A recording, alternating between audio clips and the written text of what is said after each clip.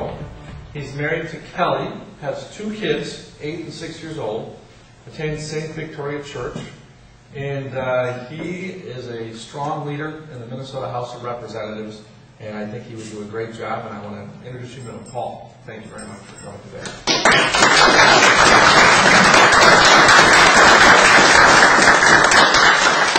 Let me just start, Pam, before you ask the first question. Let me just say thank you to all of you for being here today, and thank you to each of the panelists. Clearly, your role in local government or our community is critical to the state of Minnesota, to our quality of life, and I look forward to the discussion this morning. I look forward to an opportunity to respond to the questions that you're going to ask, talk a little bit about my vision for the state of Minnesota, and I really look forward to the opportunity to engage in this campaign. As most of you know, the campaign on both sides, on the Republican side and on the Democrat side, is really wide open. And I have an opportunity to travel across the state and meet people and see places that I wouldn't have an opportunity to meet or see but for this campaign. And it has been an incredibly exciting first couple of months. I'm campaigning full-time and truly enjoying it. She can't be here this morning because she's with Stan and Caroline, my 2 kids, but I'd be remiss if I didn't at least acknowledge my wife Kelly and her role in this. It clearly is a family affair to step out and run for office, any office, especially a statewide office. So I want to thank her for her love and support, and I look forward to the forum this morning. I hope we have an opportunity to have some good discussion. And I look forward to the next several weeks and months on the campaign trail having discussions like this with people all over the state of Minnesota. So I won't take any more time right now. I think it probably makes sense to jump right into the questions, and we'll go from there. So Pam. Representative Kohls, thank you very much for being willing to step up to this challenging election campaign. And I want to start with one first question, and a general question, I guess, to kick it off. The economic changes that have surfaced in the past year cause all of us to change our priorities and abilities to adequately fund programs and organizations that we've previously been able to support. If you're elected governor, what would your approach be to establishing a balanced budget? And how would you establish prioritization of funding? Thank you for the question, Pam. It's a great question. It's one of the things that I'm talking most about as I campaign. I'm running for governor because I believe that we need a strong leader who's willing to set priorities. And I believe we need somebody who's willing to sometimes say no to those things that aren't a priority. For too long in St. Paul, for too long in Washington, and frankly for too long at all levels of government, we have been trying to make everything a priority.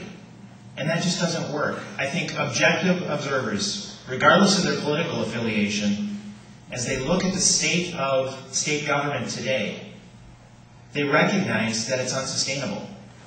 And so we do need to set some priorities. Since I was first elected to the legislature, my priorities have been public education, public safety, and transportation and other government infrastructure. Those are the things that I call the have-to-haves. Those are the things that we have to do, and we have to do them well. We can absolutely do those things, I believe, with the current revenues coming into our system. We can't continue to do things the way we've always done it. We need to be willing to innovate. We need to be willing to reform. We need to be willing to take some risks.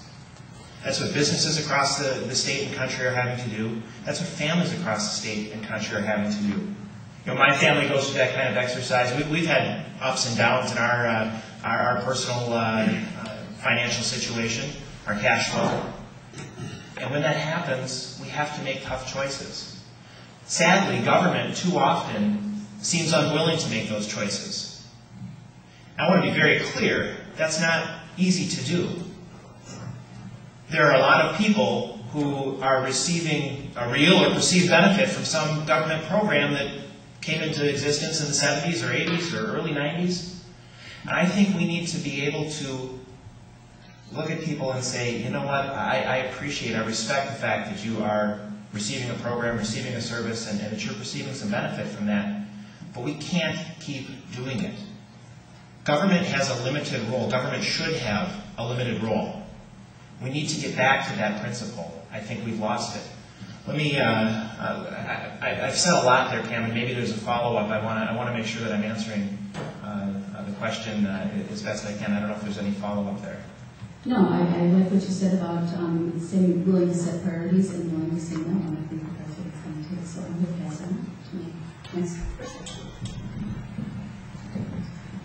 Representative Kohl, we're now in a worldwide economy where we're competing with other countries in the world rather than just other states. In the United States, most of the industrialized countries have extended their number of years of school or extended the school day to give education, more education to their young people. For example, in Germany, they go to school 1 hour a day more than what we do in Minnesota. At the end of 12 years, that amounts to a full year. Do you have any problem with supporting a program to extend either the school day or the school year in Minnesota so that we're better able to compete? Thanks for the question, Dick. I don't have a problem with anything that we can do that we can demonstrate will increase rigor, increase performance for our students. You're absolutely right when you say that we're not competing with, kids here in Carver County aren't competing with kids in Thief River Falls or Winona or Worthington. And they're not competing just with kids in Wisconsin or the Dakotas. We're competing with kids in India and China, in Western Europe. And sadly, we have a model, an education model that I believe made a whole lot of sense in the 1940s and 50s. And it doesn't make a whole lot of sense today. And whether it's things like extending the school day or the school year, whether it's changing the way we instruct students, incorporating more technology so that we can personalize education for students, not to replace the role of the classroom teacher, but to supplement the role of the classroom teacher. Those are all types of things that we need to be doing. Governor Pawlenty has, I think, done a good job identifying the challenge, identifying the issue, that we have a system that doesn't make sense in today's world. We need to take that to the next step, and we need to work very hard as a state and as a country, because our kids are starting to fall behind. And that's a concern for me. I want my kids, my son and my daughter, to have some of the same opportunities that I've had. I want them to be able to compete for those jobs. I want them to have the opportunity to live here in Minnesota if that's what they choose. And we got to make sure that we're prepared to compete for those jobs. And sadly, we're starting to slip. And so I think that the whole idea of increasing the expectations for our students is essential. And so if it's extending the school day, I don't think that's the answer, but it probably is part of the answer.